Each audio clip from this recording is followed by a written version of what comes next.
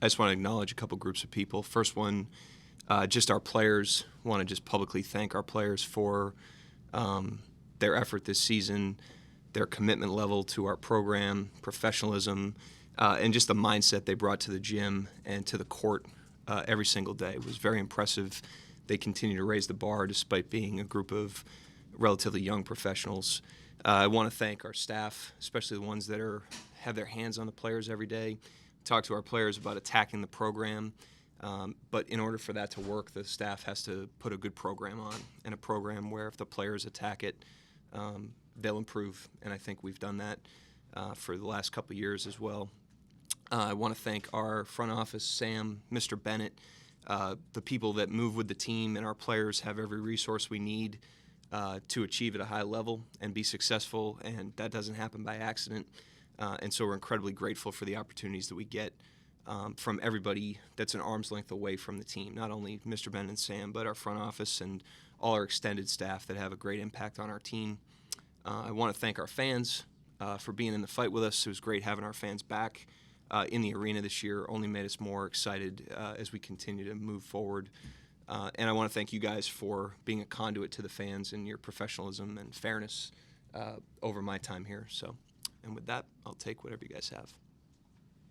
Coach, you mentioned that this has obviously been a young team, and there have been a lot of ups and downs with COVID, a lot of setbacks. But what did you think of the way that the group just came together this season, considering that there were a lot of new faces and it was a young group?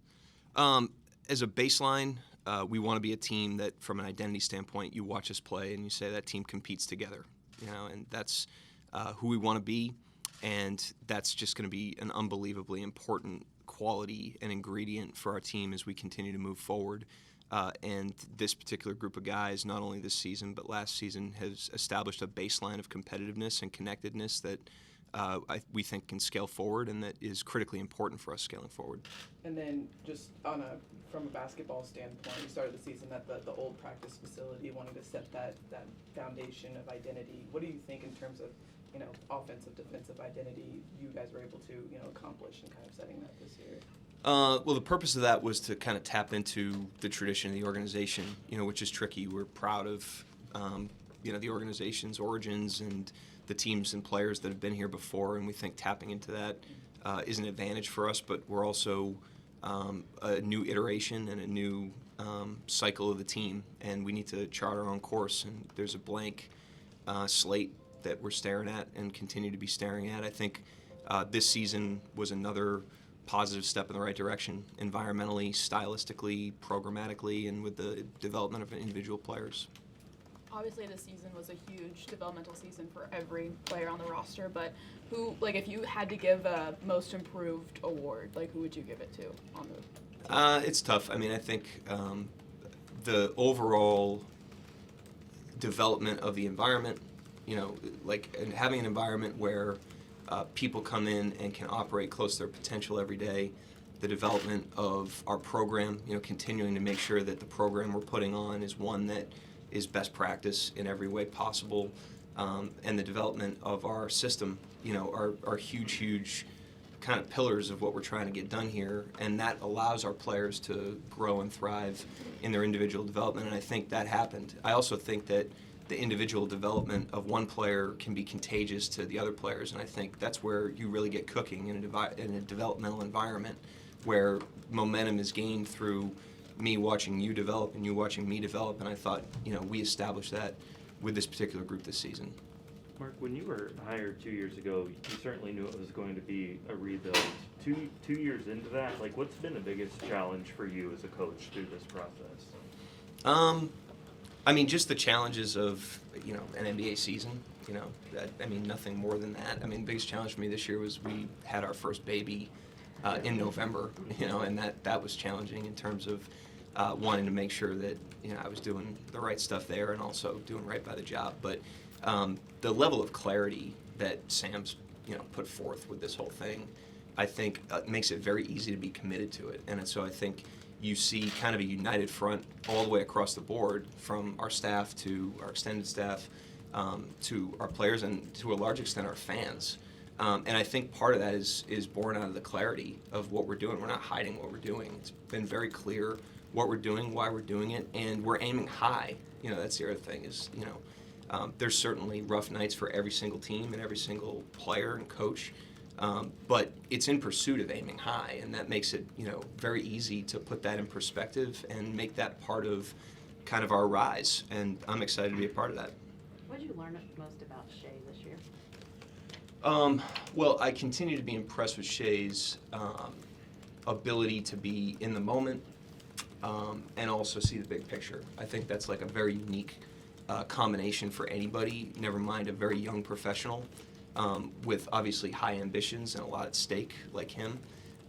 And he does that. He brings unbelievable positivity to the gym every day and is lost in every single day, but also is able to connect that to a larger picture, and I just think that's incredibly unique. On the court, I think, there's game plans for players like him, and I think the kitchen sink has been thrown at him, and his ability to remain highly impactful despite all the game plans that are coming his way is the sign of a great player. It's one thing when you establish yourself and you're kind of emerging. Once the book's out on you and teams are throwing everything they can to try to stop you from throwing your fastball and you're still throwing it, that's how you know you got a real one. And he did that. I think we assume on the outside he's not only your leader as a performer, but as a in the locker room and that sort of thing. Is that the case, and have you seen that part of his game develop? I think he definitely has incredible leadership qualities, especially, like I said, with the spirit he brings to the gym every day and to the team. It's a very, very light and joyful spirit, which is important over the course of the rigors of an 82-game season. But the other thing I'll say about him, and it speaks to his humility, is I always talk about the leader as the person doing the right thing. And we try to do that to empower everyone to lead. And for someone like him that is as established as he is relative to his peer group, he creates a lot of space for other people to lead as well. And I think that's a really, again, another mark of his humility and his ability to see the bigger picture. He understands that it doesn't all have to come from him. And he, even at a young age, when he's trying to really establish himself, he creates room for his teammates, both on and off the court. Talked about stuff being thrown at Shea and him being able to adjust to it. Okay, he's a fourth-year guy, but Josh, as a rookie, one of the key players on your team, obviously things start being thrown at him once there's a book on him. How did he handle that, and how did he grow over the course of the year? I think, his growth over the course of the year was impressive. I think the biggest thing that I wasn't sure about, I didn't question it. You never know when you start coaching a guy, is when they start to hit adversity, what that looks like. And his level of fearlessness and aggressiveness in the face of failure is really impressive for a young player, again, that's trying to establish himself. He leans into competition. There's a lot of times where you see young players, they become timid, they become afraid to fail when they have setbacks, and he just leans right into the competition. He's willing to fail. And I think that bodes well for him moving forward, because there's wind at your face in competition, no matter who you are, but certainly when you're the youngest team in the league, there's going to be wind at your face. We embrace that. We think it makes us stronger. We think that's the path we have to take in order to become our best selves. And when you've got a young player like him that's squarely in the middle of what we're doing, that's kind of like leading, by doing that right thing, it's an impressive quality. There's a lot of optimism among the fan base just about the future of the team. In addition to kind of some of the things that you've talked about so far, what are the things that give you the most optimism for the future with this group? I think the level of organizational alignment, I think, is powerful and a competitive advantage from Mr. Bennett to our front office, to our coaching staff, to our players, our extended staff, our fans. It just seems like everybody's kind of pulling in the same direction, and there's incredible momentum in that, and that's exciting to be a part of. There's nothing, worse than feeling like you're swimming against the tide, and it doesn't feel like that at all here. That gives me a great deal of optimism. And then the players that we have in the program right now, many of which are going to carry forward with us, the way that they attack the program, the level of professionalism they bring at a very young age, the level of optimism that they continue to have through the ups and downs of the season, and the fact that they are willing to buy into an identity of being really competitive and doing it together. Those are, give me a lot of optimism and a lot of excitement coaching this particular group of guys. Going into the season, you all may have had, kind of some idea. I think you'd mentioned the other day that you were better protecting the rim than maybe you anticipated you would be. Were there any things that you learned about the style of play that you want moving forward on either end of the floor that were maybe different compared to how you entered the season? Good question. I mean, I think the overall style of play and identity is what it is. We want to be the whole to be better than some of the parts. We want to compete together. We want to play through the paint on both ends of the floor. I think where you learn is kind of when you go through the season and you see where you're falling short and where you're succeeding and the lessons that can be gleaned from that. I think there's plenty of stuff we can reflect on as we head to the offseason now. But I think overall, the most encouraging thing is stylistically on both ends of the floor, we ended the season kind of more actualized than we started it. And that's where we need to be right now with such a young team and guys that are growing and declaring themselves.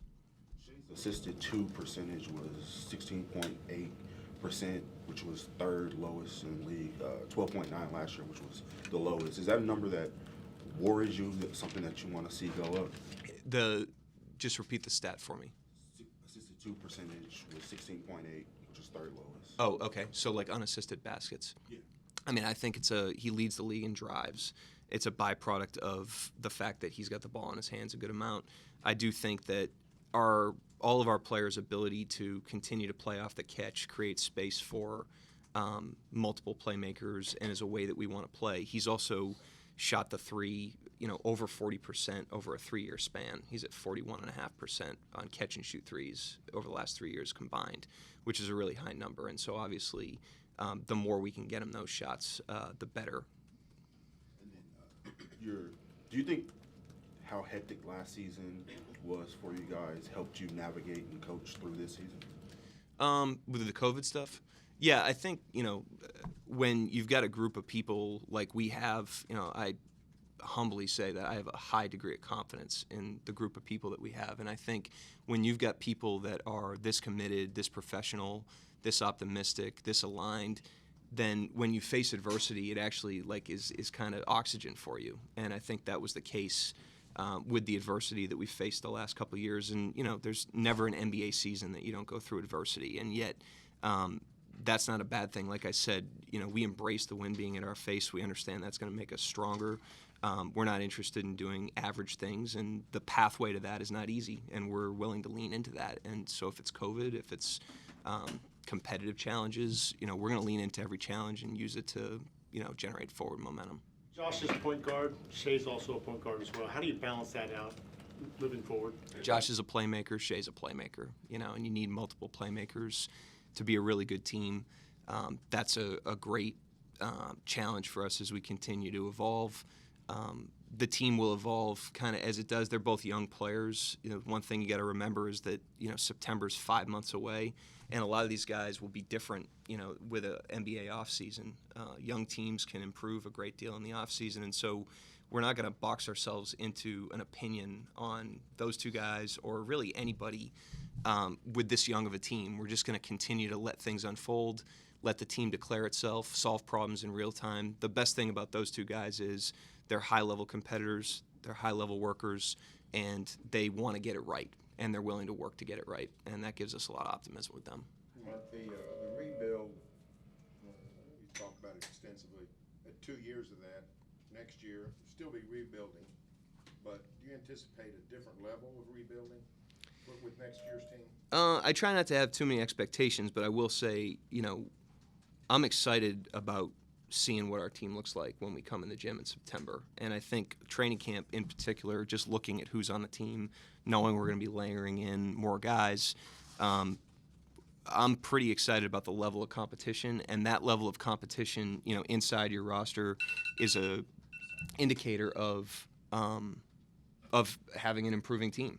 And that's a good thing. It also is competition that prepares you for the rigors of the NBA season. The NBA season is not easy, and the best way to sharpen your blade for that is internally. And I think we're going to have a really competitive roster. We lean into that. That's what good rosters look like.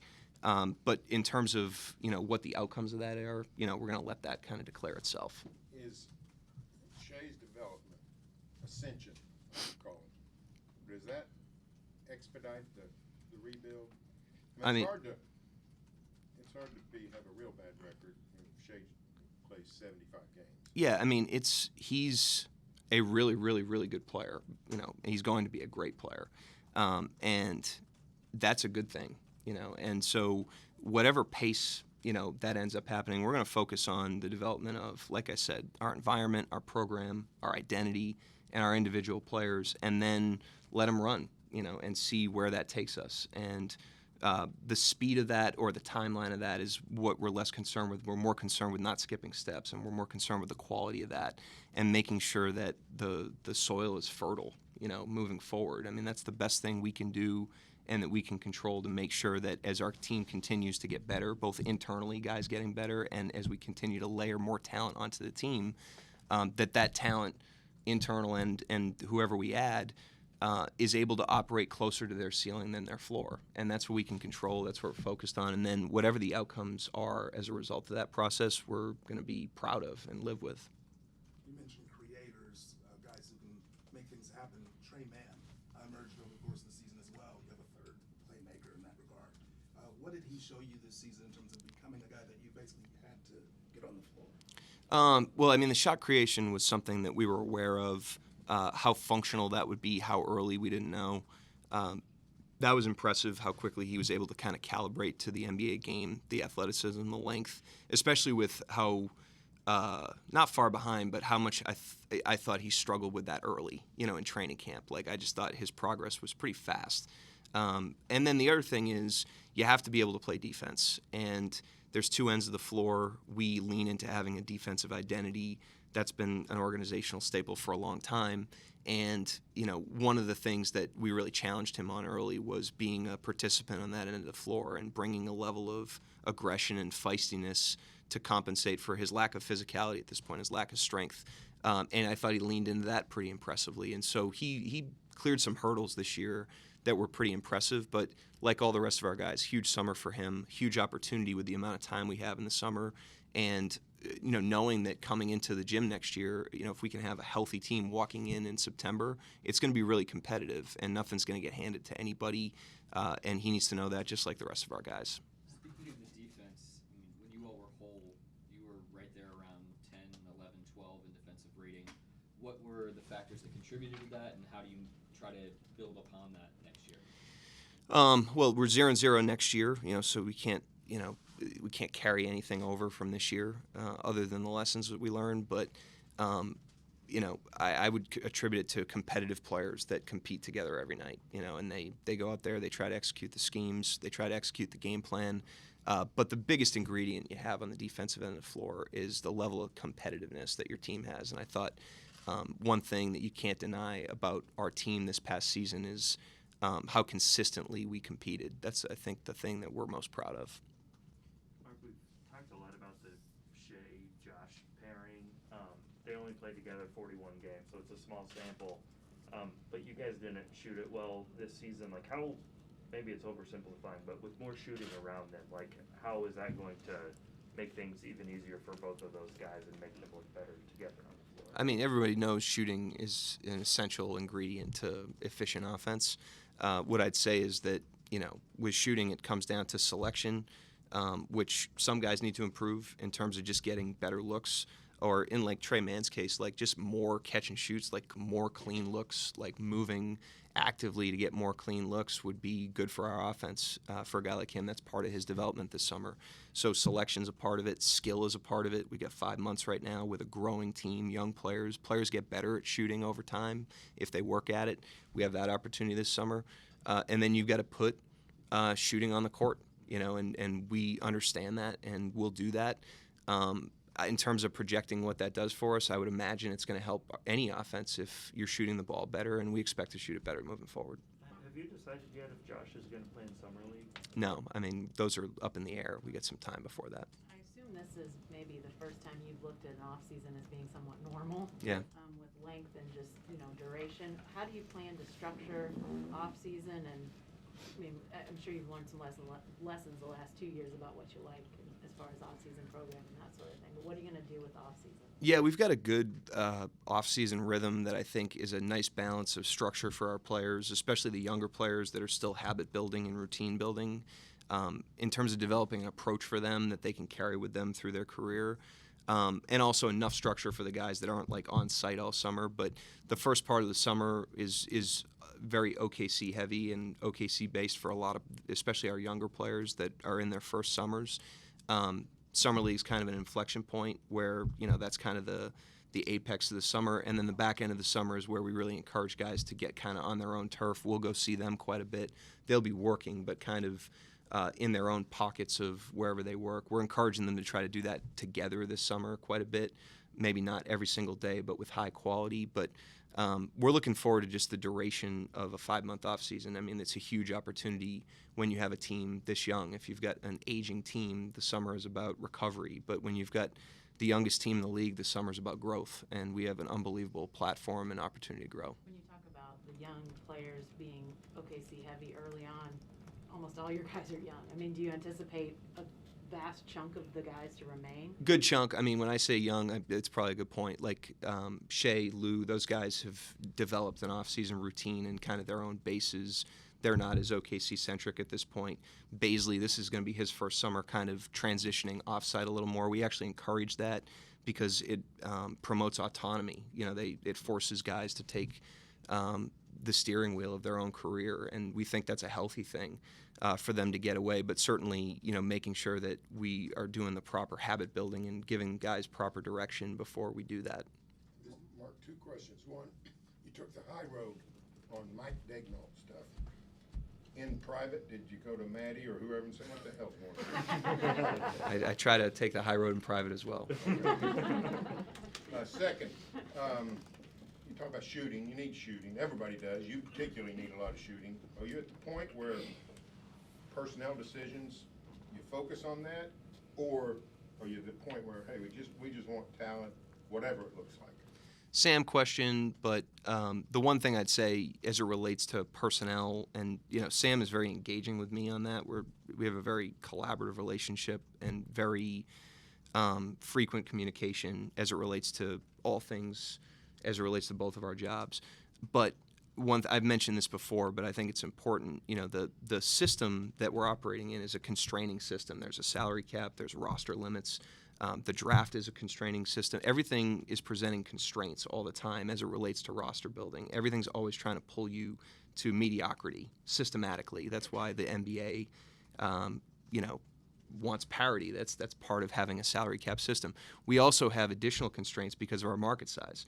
And so my personal philosophy is to not be an additional constraint on top of all that in terms of roster building. So if I'm banging the table saying we need A, B, or C, it's just more constraints that makes roster building even more of a challenge. What we try to do is focus on the development of the things that I mentioned before so that whatever we bring into the door is being planted into fertile soil so that that player or that team can operate closer to its ceiling than its floor. And that's really the focus of our coaching staff and really anybody that's in front of our players. The guys who ended really one more question. Go ahead, the guys who ended the season with injuries or had surgeries, do you expect them to all be ready to go by the time you guys ramp back up? In September?